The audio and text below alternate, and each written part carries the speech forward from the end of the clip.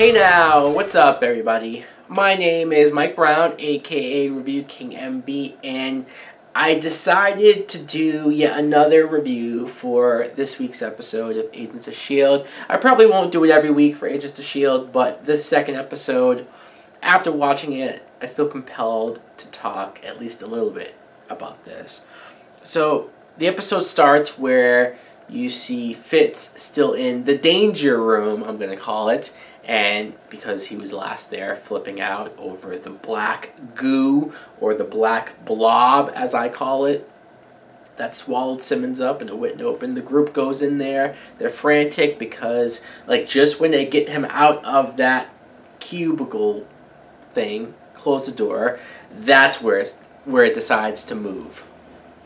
Really? Really?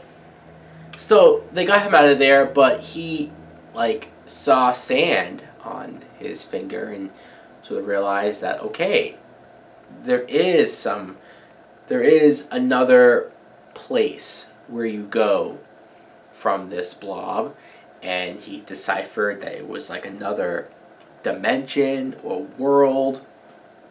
So that's where Coulson decides to bring in Eliot Randolph, who, if you remember, was the Asgardian from Season 1 who was living on Earth under his own free will, and he was in prison. Of course, he could escape whenever he wants because he's Asgardian and he has superhuman strength. Now, to be fair, I didn't really care for this character or even that episode where the Asgardian, where they had all of that from Season 1. In fact, there was probably more episodes in Season 1 than not that I wasn't, or I was lukewarm about. So I was surprised that they brought this character back out of any of them. But still, I didn't mind how they used him. He was familiar with the writing that Fitz found, so he brought everybody to this little area where they could. But before I get to that, I want to mention Andrew, the character Andrew, played by Blair Underwood, who is Melinda May's ex-husband. So he comes in, and I thought that May was still away on vacation with him. Or maybe they ran off together.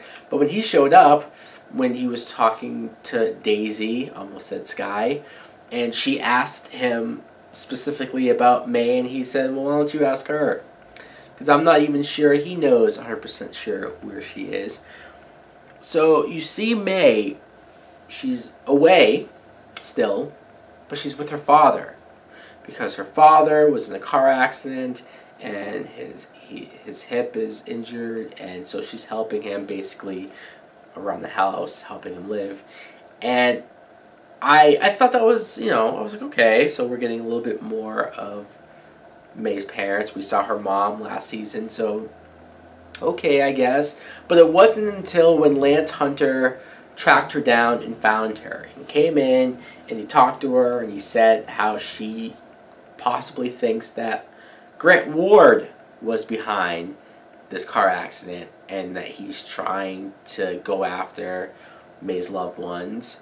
And I thought that was very interesting, very much interesting, that not only the possibility of Ward doing something like that, but this is going to bring another personal vendetta against him for May. Because not only did they sleep together, and, and he betrayed the team, but if he is going after her family, there you go.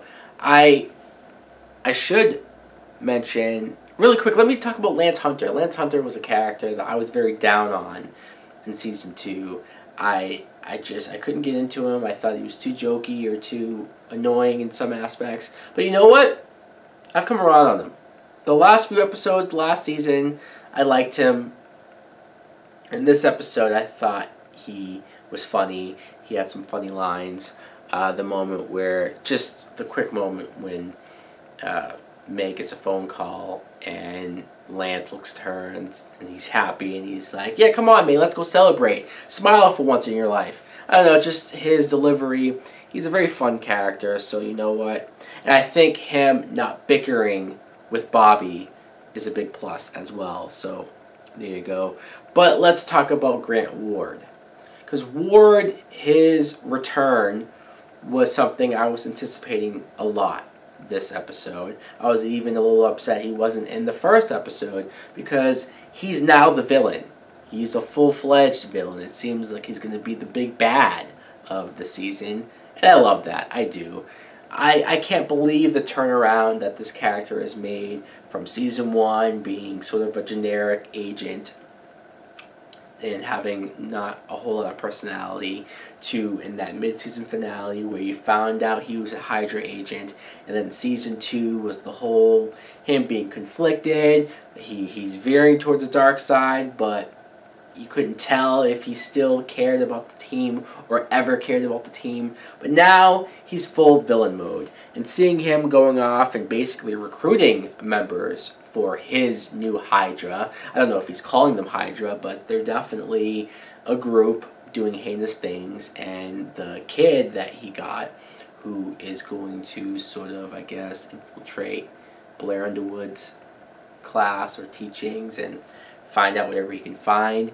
This is something, whatever Ward has planned, this is something I'm probably looking most forward to this season. That's how much I like the Ward character now. That's how much I'm fascinated by his character, and that's how much I can't wait to see what he has planned next. The funniest moment of the episode was when they were initially trying to open the portal. And they're trying to see if they could get to Simmons, and then this huge blast happened, and Daisy fell back. She was knocked out, her nose was bleeding, and Coulson was trying to wake her up, and Coulson's saying, Sky, are you okay? And she's like half awake, and she's like, it's Daisy. And he's like, what? And she's like, it's Daisy. And Bobby's like, you're still having issues with calling her Daisy, huh? And he's like, yeah. So I just find that hilarious that Coulson can't remember that her name is Daisy now. Because I gotta be honest, even I'm having issues remembering it's Daisy, as much as I like the fact that she's Daisy Johnson, as much as I like her abilities, as much as her character is that much more stronger. She is becoming a leader. She's a much more likable character than she was at the beginning, I admit that. But still, you can't help but almost slip and call her Sky. So I like that it's an ongoing running joke in the show. But speaking of the whole portal, so Daisy is able to open the portal, and this enables Fitz to go in there. Like he was in the other dimension or universe or planet or whatever it was, and he saved Simmons. I mean, when I say he saved Simmons, they milked this out for so long. I mean, I can't remember the last time, if ever, that I was on the edge of my seat for an Agents of S.H.I.E.L.D. moment or scene where I was begging for Fitz to grab Simmons and save her. I mean, great, intense shots of him losing grips, trying to pull at her hand, and then it looked like he was going to get dragged back without her, but he kept pulling. He had her again, and then they did the tease of him arriving back, and then you didn't know if she was there, but she was there. He did save her. Great moment, feel-good moment, because hopefully Fitz got his girl in more ways than one. But seeing Simmons back, like the moment where she jumped up in bed and she looked sort of petrified, but she had like a stick ready to kill. Like, we don't know what she's been through, who's been chasing her, who was after her, what she had to do to survive for all of those months. So who knows what type of Simmons we're going to get back in this group. So this, I'm very fascinated with this. I think this episode might have been a little stronger than the first episode of Season 3. I don't know. Who knows? Anyways, guys, let me know in the comments below, what did you think of the second episode of Season 3 of Agents of S.H.I.E.L.D.? Thanks for watching. Like, comment, subscribe. Later!